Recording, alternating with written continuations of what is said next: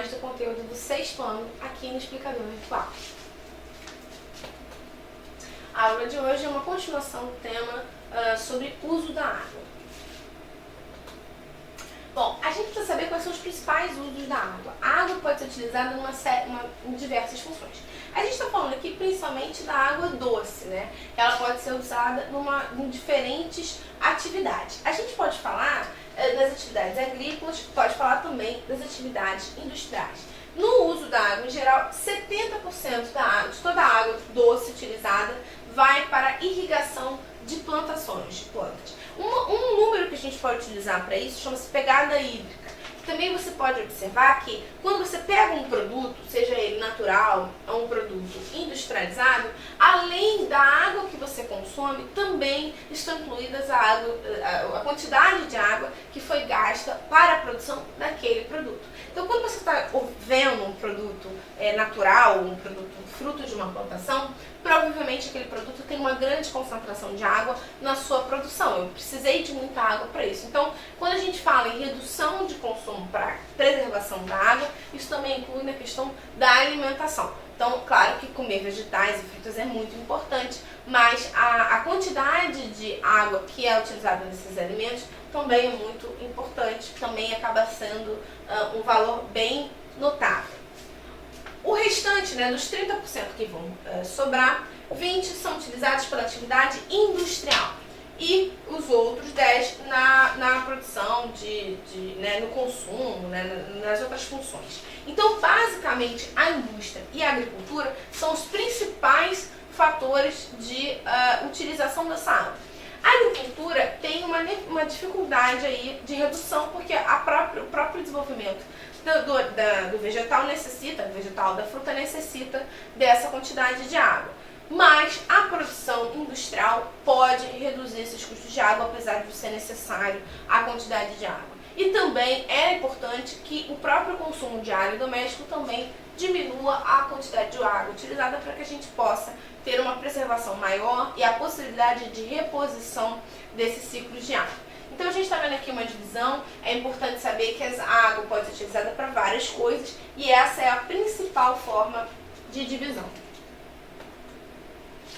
Bom, a gente pode falar aqui da quantidade de água, dos usos. Desses 10% que sobraram, a gente pode dividir em consumo próprio, e a utilização da água para preparo de alimentos, para higiene pessoal, para limpeza, para várias questões. Nesse quesito é que as pessoas têm a capacidade, uma maior capacidade de controlar o consumo de água. Claro que quando a gente está falando de alimentos, na parte da agricultura, é muito difícil para que a pessoa comum do dia a dia controle, porque você não está acompanhando esse processo. Do mesmo jeito que a produção industrial. Para isso, é importante que os governos criem métodos de regular o uso dessa água, para que a água seja preservada.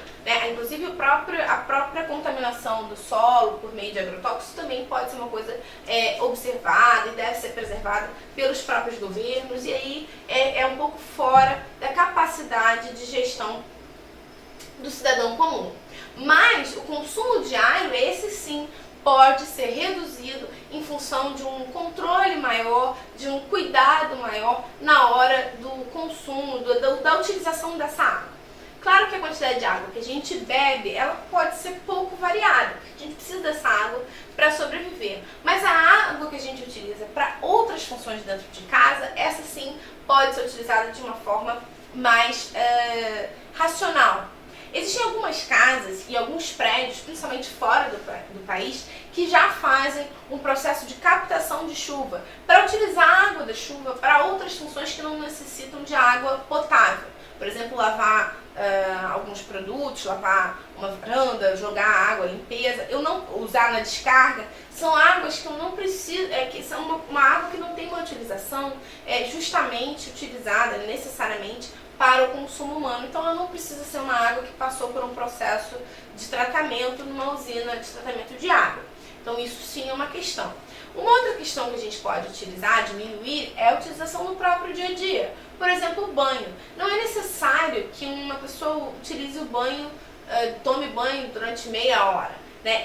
O chuveiro aberto durante meia hora provoca uma grande quantidade, uma perda muito grande de água, o que pode ser um fator muito preocupante para o desenvolvimento do próprio planeta. Outra coisa que a gente pode diminuir é hábitos de higiene, como por exemplo, escovar os dentes. Isso também pode ser um fator que vai diminuir a capacidade. Você pode escovar os dentes, ao invés de abrir a torneira, deixar a torneira aberta, você pode abrir a torneira, fechar, ou então o modo que é que é o melhor modo para você fazer isso, que é você encher um copo de água e beber, molhando a boca e cuspindo, e assim você não gasta tanta água. Isso são formas que você tem de diminuir o consumo de água de forma, digamos assim, de forma irracional. É importante que a gente pense na racionalização desse consumo para que a gente evite esse tipo de desperdício, né? Uma das coisas que é mais comum, além das necessárias, que se observa como perda de água, é na limpeza da casa, na limpeza da habitação. Muitas vezes as pessoas utilizam a água para fazer a função da vassoura. Então elas, ao invés de varrer uma varanda, um quintal, elas utilizam a água para dispersar a sujeira. Isso é uma forma muito pouco produtiva de você limpar a sua casa, e você vai perder muita água fazendo isso. Então existem formas mais ecológicas de você fazer esse tipo de coisa. Bom, a gente pode observar também, como a gente tinha visto na outra aula, que o consumo de água e o desperdício de água muitas vezes estão relacionados ao país onde a pessoa mora e as condições econômicas que ela vive. A indústria da água nos Estados Unidos é muito desenvolvida. A maioria das pessoas, inclusive, compra água. Na verdade, elas compram uma água que já está disponível praticamente de graça, a baixos custos na torneira. Mas mesmo assim ela compra. Então é uma água que passou por um processo, muitas vezes, ineficiente de limpeza, e ainda assim produz o lixo da garrafa de plástico. Então é uma coisa pior ainda, porque você acaba poluindo várias vezes pela utilização dessa água.